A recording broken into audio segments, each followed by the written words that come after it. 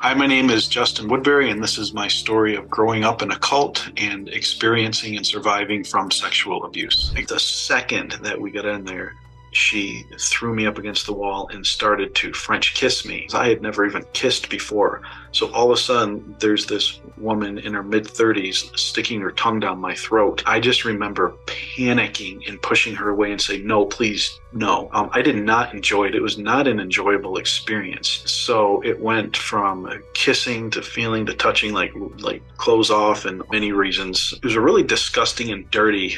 That was when I felt probably the dirtiest I had ever felt. And then with my dad actually sitting down and saying, I've noticed the way Carolyn acts around you and I don't like it. Stay away from her. And my mom rushed into Carolyn's defense and was like, Stan, you're a pervert. Like, how could you say such a thing? She's my friend. You have such a dirty mind and you think everybody thinks dirty like you. So she defended her friend. And my dad's like, I'm just telling you what I see. This woman is after my son and I don't like it. I didn't say a word the entire time. The spring break of my freshman year, I met with my pastor, with preacher, and it was the worst conversation ever. And he scored the guilt. He's like, you weren't a Joseph. You could have ran. So you are responsible for what happened. They confronted her and she denied everything. She's like, what? No, that never happened, which is what she said. And so he said, I already met with Justin. He told me everything.